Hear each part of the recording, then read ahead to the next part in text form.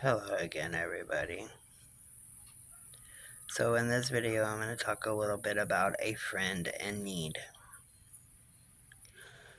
Knowing what to say or how to help after the death is always difficult, but don't let your fear of saying or doing the wrong thing prevent you from reaching out to suicide survivors. Don't hold back. Just as you would after any other death, express your concern, pitch in with practical tasks, and listen to whatever the person wants to tell you. So there is a few things that you can do if you have somebody around you that is grieving from a suicide. Number one is stay close. Families often feel stigmatized and cut off after a suicide. If you avoid contact because you don't know what to say or do, family members and friends may feel blamed and isolated. Whatever your doubts are, make contact. Survivors learn to forgive awkward behaviors or clumsy statements, as long as your support and compassion are evident. 2. Avoid hollow reassurances. It's not comforting to hear well-meant assurances that things will get better or at least he's no longer suffering. Instead, the bereaved may feel that you don't want to acknowledge or hear them express their pain and grief. Number 3. Don't ask for an explanation. Survivors often feel as though they are being grilled. Was there a note? Did you suspect anything? The survivor may be searching for answers, but your role for the foreseeable future is simply to be supportive and listen to what they say about the person, the death, and their feelings. Remember his or her life. Suicide isn't the most important thing about the person who died. Share memories and stories. Use the person's name. Remember when, insert name, taught my daughter how to ride a four-wheeler. If suicide has come at the end of a long struggle with mental or physical illness, be aware that the family may want to recognize the ongoing illness as the true cause of death. 5. Acknowledge uncertainty. Survivors are not all alike. Even if you are a suicide survivor yourself, don't assume that another person's feelings and needs will be the same as yours was. It's fine to say that you can't imagine what this is like, or even how to help. Follow the survivor's lead when discussing sensitive topics. Would you like to talk about what happened?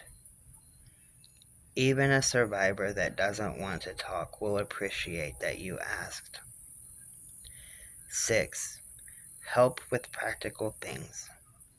Offer to run errands, provide rides to appointments, or watch the kids. Ask if you can help with chores such as walking the dog, watering the garden, doing dishes, and cooking a meal. The survivor may just want you to sit quietly with them, but you won't know unless you ask, "What can I do to help?" 7. Be there for the long haul. Grief is unpleasant, but it is relatively short-lived. After a stay at home, the person grieving jumps back into life. The bad thing about this is, once the survivor is back at work and able to socialize once again, they quickly get the message that they shouldn't talk about their continuing grief. Even if a survivor isn't bringing it up, you can still ask how he or she is coping, and then be prepared to listen or respect their wishes if they wish to not talk about it. Be patient and willing to hear the same stories and concerns over and over Acknowledging emotional days such as birthdays and anniversaries by sending a card or calling them. This demonstrates your support and your ongoing support. You know, sometimes taking flowers out to the grave, leave a little card in it with your name,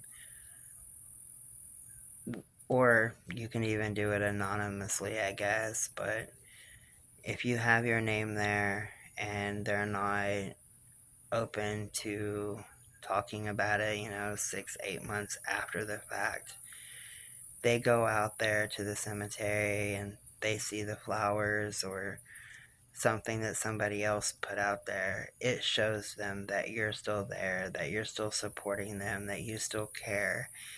And that is a sly way of telling them, I'm here if you want to talk. Because if they go out there and they see flowers on the grave, they see the little card that's in it, you might want to put it in plastic because of the rain or something, but they see the card, they may reach out just simply to say thank you, and that would open the door. That would open the door very wide for you to be able to ask them if there's anything that you can do. Let them know that you're willing to listen to them. Share some memories of the person. Share some laughs. It don't always have to be sad. You can share some laughs. And that right there is a great way to help somebody that is grieving. Much love, everybody. Stay safe.